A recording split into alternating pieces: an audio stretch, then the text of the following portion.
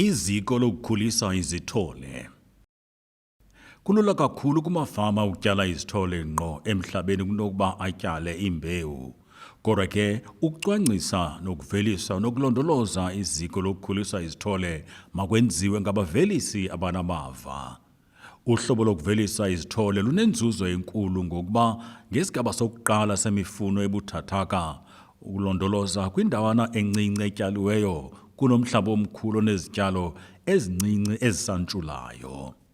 Zakube izithole zikhule zade zafika kumlinganiselo we-7 cm ukuya kwi-10 cm ukuphakama, izityalo eziye zagqwesa kumele ukuba zityalwe ezindaweni zazo yaye awunangxaki xa uxabangela okanye bezityalo ezingafaniyo. Iziko lokukhulisa izithole lingenziwa emhlabeni kwiibhedi eziphakanyisiweyo okanye kwizityana zezithole. Indlela esemgangathweni yokukhupha amanzi ibaluleke kakhulu ngandlela zonke. Iziko lokukhulisa izithole kufuneka libe sendaweni ekhuselekileyo nekufutshane nomthombo wamanzi. Umthunzi ubaluleke ngokukodwa kwisigaba sokuqala sokukhulisa izithole zemifuno. Lo mthunzi ungenziwa ngomnatha womthunzi, amagqabi omthi wosundu, ingca yokwakha izindlu, iinduku zomthi webhambu nezinye izinti. Uphahlo olunika umthunzi kufuneka lube nobude obaneleyo ukuvumela umntu onkcenkceshelayo nolondoloza ibhedi ukuba abe nendlela elula yokufikelela. Ubude bube malunga neemiters ezimbini ukusuka emhlabeni. Qaphela ukuhamba kwelanga uze ke ucwangcise uphahla lomthunzi ngendlela ehambelana noko. Isakhiwo somthunzi kufuneka sibe sikhulu kuneebhedi zeziko lokukhulisa izithole ukuze uqiniseke ukuba kukho umthunzi owaneleyo ixesha elide ngemini. Umxube womhlaba wezithole ubaluleke kakhulu kwimpilo nokuzinza kwezityalo.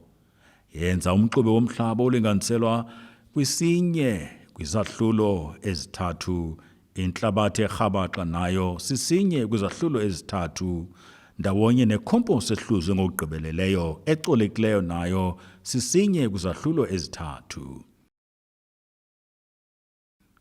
Iibhedi zeziko lokukhulisa izithole.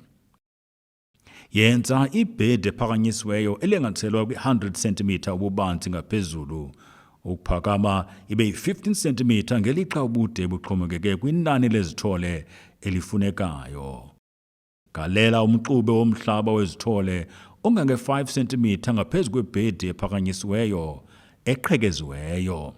Manzisa umxube ngokugqibeleleyo. Cinezela ngamandla lomxube wezithole ofumileyo usebenzisa iplanga elimbaxa.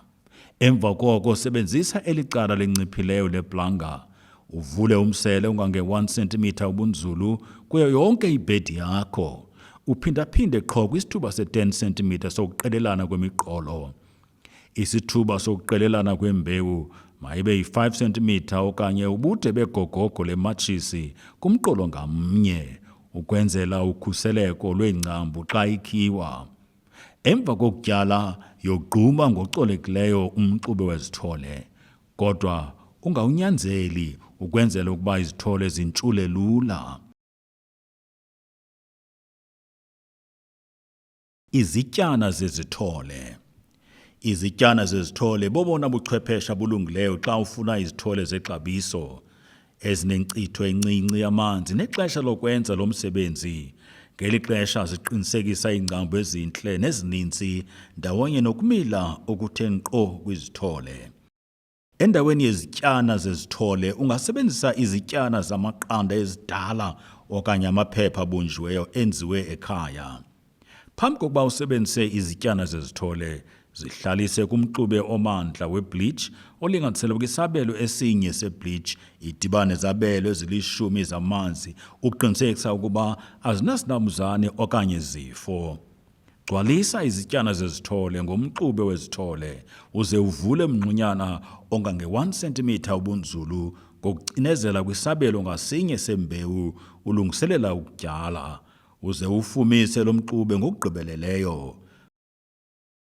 Kumaxesha amaninzi, tyala imbewu ibenye kwisabelo ngasinye sokutyala uze ugcwalise i-1 cm yomngxunya ngomxube wezithole ofumileyo uyilahle imvuthulukane eshiyekileyo. Sukucinezela okanye unyanzele umhlaba emva kokuba utyalile.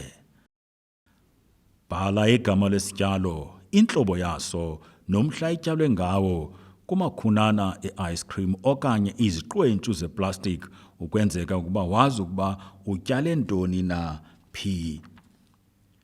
Ukunkcenkceshela. Isabelo sekhomposi kulo mxube wezithole siza kugcina ukufuma okuninzi ngelixa umthunzi owongezelelweyo wona uza kuzikhusela izithole zingabi nangxaki eyayanyaniswa noxinzelelo lwengqondo olwenziwa kukufuma. Ukunkcenkceshela kancinane kanye ngemini ukusebenzisa i-watering can enemingxunyana emincinane yokukhupha amanzi kuya kusoloko kulungile. Kodwa xa kutshisa kakhulu kunokulunga ukuba unkcenkceshele kabini ngemini. Lumkela ukunkcenkceshela ngokugqithisileyo ngokuba oku kungabangela izithole ezithe nxokotho ngenxa yentsholongwane, into ke leyo enokumfamekisa umvelisi acinge ngokugalela amanzi amaninzi. Soloko uzijonga izityalo zakho, uphathaphathe nomxube womhlaba wakho rhoqo khona ukuze wazi ukuba ufume kangakanani na, uzokwenza utshintsho xa kukho imfuneko. Ukuzomeleza. Kwiintsuku ezili-10 phambi kokutyala izithole esitiyeni, qalisa uzomeleze izithole ngokuthi uziveze ngakumbi nangakumbi elangeni, wehlise nezinga lokunkcenkceshela. Oku kulula kakhulu xa ubuzenzele umthunzi ngophahla olufana namasebe omthi wosundu okanye iinduku zomthi oyibhambu okanye ingca yokwenza uphahla lwendlu ngokuba ungamane ususa olu phahla kancinci kancinci ukuze ukukhanya kuye kungena ngokungena. Kwiintsuku ezisixhenxe phambi kokuzityala izithole endaweni yazo, qalisa ukuzomeleza. Oku kwenziwa ngokunciphisa ukunkcenkceshela nokwandisa ukuvezwa kwazo elangeni. Ngosuku lwe-10 susa ama-30% omthunzi, unkcenkceshele isiqingatha sesiqhelo. Usuku lwe-9 nkcenkceshela njengesiqhelo. Usuku lwesi-8 unkcenkceshele isiqingatha sesiqhelo. Usuku lwesi-7 nkcenkceshela njengesiqhelo. Usuku lwesi-6 sukunkcenkceshela. Usuku lwesi-5 susa amanye ama-30% omthunzi kushiyeke isahlulo esinye kwezithathu zomthunzi, nkcenkceshela njengesiqhelo. Usuku lwesi-4 sukunkcenkceshela. Usuku lwesi-3 nkcenkceshela njengesiqhelo. Kusuku lwesi-2 sukunkcenkceshela. Usuku lokuqala nkcenkceshela ngokugqibeleleyo uyokuzityala endaweni yazo esitiyeni. Izithole kufuneka zibe yi-7 cm ukuya kwi-10 cm ubude xa siya kuzityala kwiindawo zazo. Xa ukhupha izithole kwiibhedi zezithole, qiniseka ukuba unomhlakulwana wesandla obukhali olungele ukuyikhupha ingcambu eyaneleyo ihlangane nomxube womhlaba wezithole. Izithole mazigcinwe emthunzini kude kufike ixesha lokuzityala kwakamsinyane kwiibhedi zemifuno ezilungiselwe oko. Isixhobo esibalulekileyo sokutyala izithole esitiyeni semifuno sibizwa ngokuba yi-dibble stick, intongana engqukuva esetyenziselwa ukwenza umngxunyana omncinci emhlabeni apho uzawutyala khona izithole zakho. I-dibble stick kufuneka itsobhe emazantsi kodwa ibe nkundlwana kunezithole.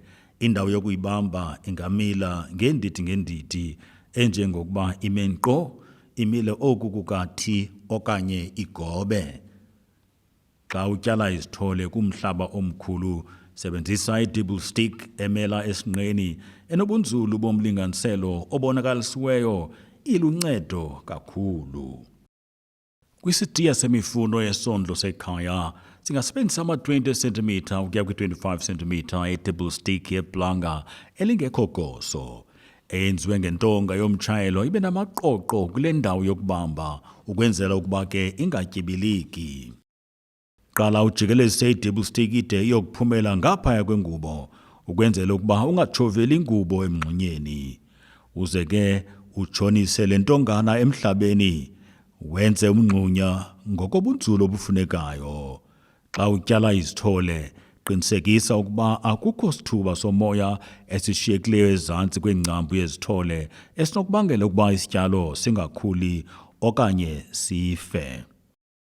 Faka isithole sifike emazantsi omngxunya uze ke ufake i-double stick kwakhona, ikekelele bucala kuma-45 degree kufutshane nesithole uze utshove ngayo kancinci umhlaba usondele ezingcanjini. Oku kuqinisekisa ukuba isithole sihleli kakuhle yaye akukho sithuba zomoya kule ndawo inengcambu. Umngxuma omncinci ovulwe yile ntongana kufutshane nesithole ungawugquma ngenyawo okanye ngesandla okanye uyekwe ude uzivalekele ngokwawo.